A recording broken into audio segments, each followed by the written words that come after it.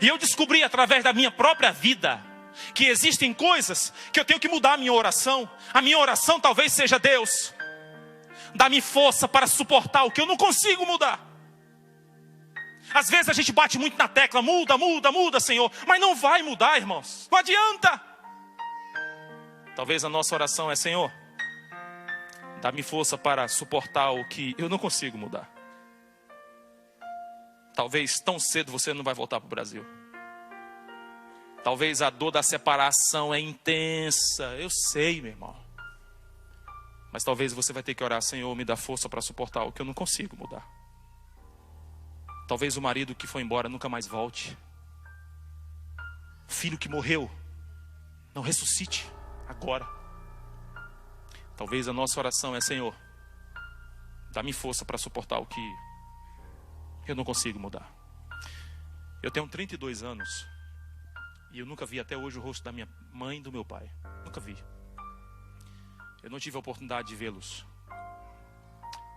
Depois eu fiquei sabendo da história. Minha mãe engravidou por algum motivo. Existem coisas que às vezes não estão nos nossos planos, mas estão agendadas assim, na agenda do mestre.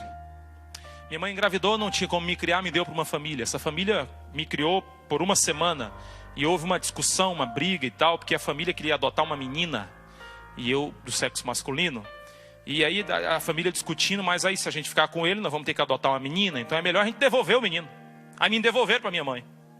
Minha mãe não tinha como me criar. Daqui a pouco apareceu alguém e falou: tem uma família aí que já tem 4 meninas e eles estão atrás de um homem. Então se você for lá, como eu nasci desnutrido, eu tinha um osso meio diferente na frente, eu não tinha como fazer muita propaganda, era chegar lá e entregar. E aí o que é que a minha mãe fez? Minha mãe me colocou numa banheira e minha mãe escreveu uma cartinha. Minha mãe pegou um papel, uma caneta, e como ela não podia falar, ela colocou as minhas palavras naquele papel. E minha mãe escreveu aquela cartinha e tal. Hoje eu sou pai de 3 filhos, eu entendo mais ou menos o que deve ter acontecido. Minha mãe deve ter chegado naquela porta, eu estava numa banheira, ela me colocou dentro da banheira, ela escreveu aquela cartinha. Com certeza minha mãe deve ter me dado um abraço, um beijo e falado: filho, é o melhor que eu posso fazer por você. Isso não é um abandono, pelo contrário, eu estou apostando tudo. Possivelmente minha mãe deve ter me dado um beijo, foi o último beijo que eu recebi da minha mãe, há 32 anos atrás. Minha mãe tocou a campainha, foi embora. A mulher saiu, olhou para um lado, olhou para o outro, não viu ninguém, olhou para o chão, estava eu. A mulher tomou um susto, porque não é todo dia que você recebe uma criança na sua porta. A mulher olhou: meu Deus amado. Chamou o marido veio: meu bem, olha só, o que nós vamos fazer? E eu chorava muito, possivelmente eu estava sentindo a falta da minha mãe. E eu chorava. O marido falou: você tem que fazer esse menino parar de chorar. Mas o que a gente faz? Eu não sei, você tem experiência, faz o menino parar de chorar. Nós temos 2 alternativas. A primeira, nós vamos pegar esse menino e dar para uma entidade. Ou talvez a gente tenha a segunda alternativa. Lembra que a gente estava pedindo a Deus um homem? Nasceu 4 meninas. Pois eu estou com a leve impressão que o homem acabou de chegar. Aí a minha mãe olhou, viu que eu era meio desnutrido, com um osso meio diferente. Só que minha mãe viu uma cartinha do lado. Irmãos, salvou a minha pele. Alguns anos atrás eu era JA, no Ceará. Quando a minha esposa, conversando com a minha mãe contou um pouquinho da história que sabia, minha mãe que me adotou. E minha mãe mostrou essa carta para minha esposa, e eu pedi à minha esposa, ela mostrou para mim, eu vou lhe mostrar nessa manhã. Eu vou ler aqui o que minha mãe escreveu há 32 anos atrás e que salvou a minha pele, está aqui. Minha mãe colocou assim, nascida em 30 de julho de 1982. Como que eu sei que eu tenho 32 anos? Por essa carta aqui. Eu não tenho declaração de nascido vivo. A declaração era eu mesmo que estava vivo. Pode ser que eu tenha 90 anos, mas pela carta aqui eu tenho 32. Entendeu? Nascida em 30 de julho de 1982, 10h20 do dia, cidade Fortaleza. Minha mãe colocou assim, tomando leite Nestogênio, 1º semestre. Eu era bem tratado, viu? Aí ela escreveu assim, não tenho pai nem mãe. Eu venho em busca de amor. Eu não quero ser um intruso. Preciso de amor para que possa dar amor a você, meu pai, a você, minha mãe que me acolheu. Eu preciso de um lar. Não me rejeite, por favor. Não quero ser mais uma criança abandonada dentre tantas outras que existem tão carentes, tão só. Quero fazê-los felizes. Eu quero ser feliz. Está muito próximo o seu dia, que é o dia dos pais, e eu sou o seu presente. No próximo ano, quem sabe, eu já posso chamá-lo de papai. Aí minha mãe e meu pai leram isso aqui e falaram: gente, não tem jeito não. Vamos adotar. Aí minha mãe me adotou. Daqui a pouco, depois de 1 ano, a minha mãe foi batizada numa igreja, não sei se você conhece, Adventista do Sétimo Dia. Já ouviu falar nessa igreja aí? Minha mãe foi batizada nessa igreja. Meu pai era viciado em bebida alcoólica, largou tudo, foi batizado nessa igreja. Minha mãe me colocou no colégio Adventista de Fortaleza. Eu estudei 6 anos naquela escola. Irmãos, todos os dias, sem hipérbole, minha mãe era chamada para ir na escola. Só para você ter uma ideia, a minha carteira ficava na sala da diretora quando tinha provas. E o pessoal tirava onda comigo e eu falava: rapaz, eu tenho tanta moral que eu estudo é com a minha diretora. E eu estava ali, ó. E daqui a pouco minha mãe falou o seguinte: filho, não tem mais jeito. Ninguém está suportando você.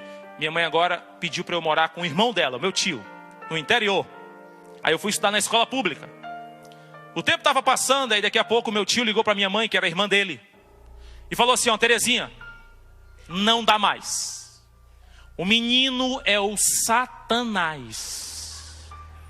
E minha mãe foi agora até a casa do meu tio e eles discutiram e eu fiquei observando. Até que a conclusão foi o seguinte: vamos deixar ele terminar os estudos. Terminou os estudos, manda de volta. Quando eu terminei os estudos, meu tio falou o seguinte: ó, você pode voltar. Aí minha mãe me colocou na igreja, no clube de desbravadores.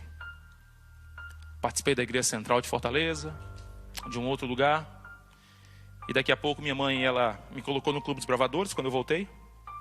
O tempo passou, alguns meses. O diretor e a diretora associada foram na minha casa. Quando eles chegaram, eu não sabia nem como é que eu fazia. Eu ficava em sentido, marcando passo. Fiquei tão emocionado quando eu os vi. E a diretora falou assim, a diretora associada: dona Terezinha, a gente veio aqui falar que o seu filho, ele é um menino, gente boa, mas ele não dá mais não. E minha mãe perguntou assim: mas eu não estou entendendo. Não, ele está sendo convidado a não frequentar mais o clube. E minha mãe perguntou assim: mas quando que ele volta? Ela: não precisa voltar. Eu fui expulso do clube da minha igreja. O tempo foi passando, as irmãs da igreja se reuniram. Ó, você não brinca com meu filho. E elas fizeram a reunião, ó, não brinca com... A minha família, irmãos, os meus tios, eles se reuniram e eu vi uma tia minha, ela falando assim, ó: não deixa o seu filho brincar com o meu. Se o meu primo brincasse comigo, ele apanhava. O tempo foi passando na igreja, irmãos. Sabe que eu ouvi muito? Todo mundo na igreja falando assim: esse menino, rapaz, esse bicho é o cão. Esse menino não dá, mas que menino danado. Ninguém me ajudou, ninguém. Mas todo mundo falava: esse menino não tem jeito, esse menino não dá. Irmãos, eu não assisti uma vigília, uma, na minha adolescência. Sabe por quê?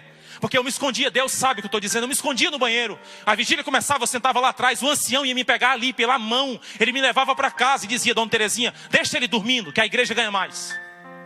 A vigília é espiritual. Um dia um pregador estava ministrando a palavra, irmãos, ele parou o sermão, ele falou assim, ó, pregando. Daqui a pouco ele falou assim: ó, irmãos, não dá mais. Até quem estava dormindo na hora levantou assim: ou eu, ou ele. Sabe quem era o ele? 2 diáconos saíram daqui da frente e foram me pegar pela mão. Aí separaram eu do meu amigo. Se aqueles diáconos tivessem me levado para fora da igreja, nunca mais eu voltaria. Você quer conquistar um adolescente? Olhe com olhos de adolescente. Fale com ele com coração de adolescente. Ou então você vai ser mais um. É muito fácil chegar e reprovar. É muito fácil. Irmãos, eu não podia falar amém. Se eu dissesse amém, os diáconos olhavam e falavam: desculpa. O tempo foi passando, eu fiquei tão revoltado que eu saí da igreja. Primeira coisa que eu me tornei: pichador.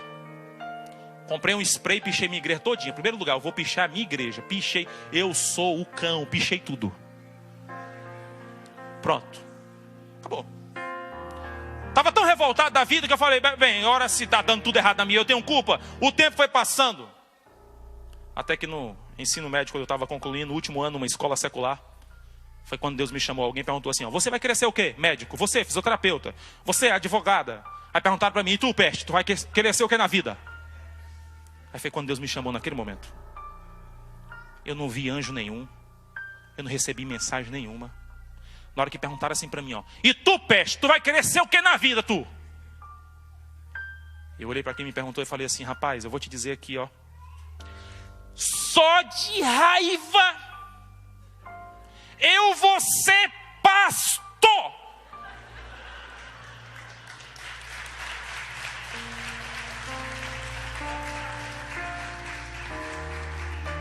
Aí alguém falou assim, ó, tá repreendido. Aí uma menina falou assim, ó, eu duvido você ser pastor. Isso é um absurdo, eu duvido. Eu nunca mais me esqueço das palavras que eu falei para ela. Eu falei, filha, anota o que eu estou te dizendo, eu vou ser pastor. E no dia que você passar na minha frente, eu vou batizar você. Estou esperando ela passar até hoje. Mas aí eu fiquei feliz da vida. Falei, eu vou mudar de vida aqui em nome de Jesus. Cheguei na igreja e falei, eu mudei. A pessoa não acreditou muito não, mas eu falei, mudei. Aí fui rebatizado. Se depender de batismo eu estou salvo, porque eu fui 2 vezes. Fui rebatizado.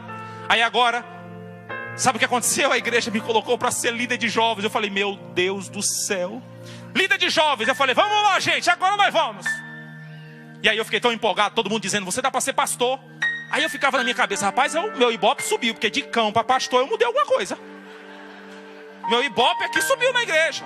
Falei, bem, agora eu vou mudar, maravilha. Aí eu fiquei tão feliz, os irmãos, vai ser pastor, vai ser pastor, vai ser pastor. Aí eu mandei uma cartinha para o IAN, que é a nossa faculdade de teologia. Eu feliz da vida, porque Deus queria que eu fosse pastor, mandei a cartinha. Aí voltaram com a carta, responderam, Rafael, queremos dizer que Deus tem abençoado você, parabéns por isso. Mas esse ano não tem mais vaga. Aí quando eu recebi a resposta, eu falei, Senhor, não estou entendendo nada. Porque minha mãe não deu para me criar. Eu fui para o interior, me mandaram de volta. Eu fui para o clube, me expulsaram. O pregador pensava mais em mim do que em Deus. Então, tudo deu errado. E agora nem o Senhor tem moral naquela faculdade?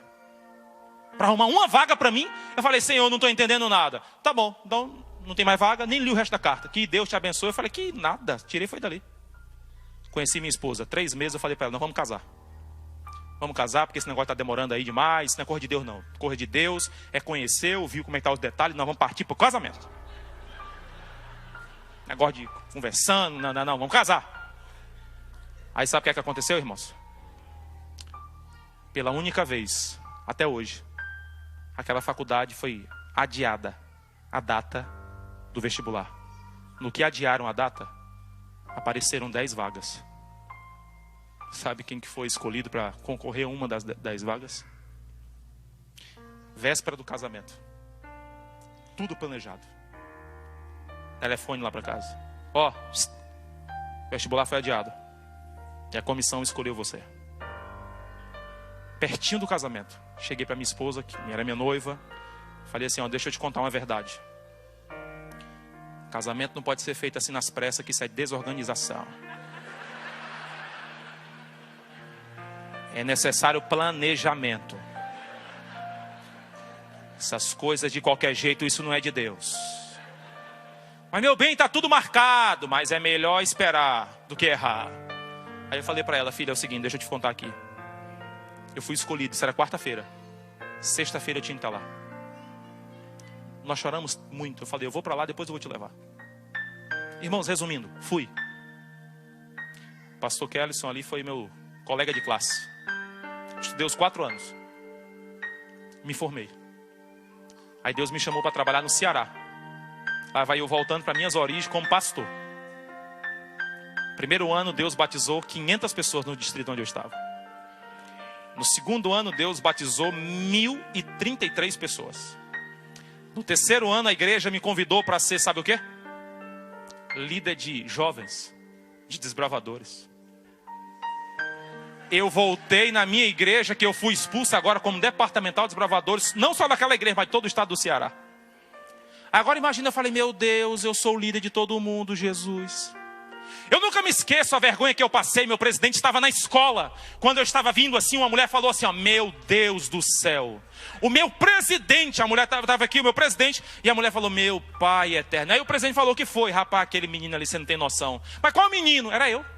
Aí meu presidente, não, mas qual menino? Eu só tô vendo o pastor Rafael. A mulher, pastor! Aí o meu presidente falou assim, por quê? Aquele ali, aquele de camisa tal. Não, aquele menino é pastor não. Não é não, meu presidente é. Ele é o departamental de jovens. Ela, de jovens! Ela falou, meu Deus, eu não acredito. Até que eu vim, nós nos abraçamos ali.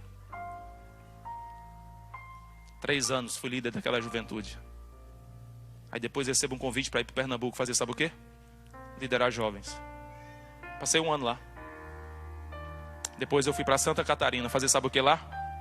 Liderar jovens. Passei 3 anos lá. Um cearense em Santa Catarina, imagina se dá certo. Fui para Curitiba, Deus me chamou para ir para lá. Passei 1 ano fazendo sabe o que lá?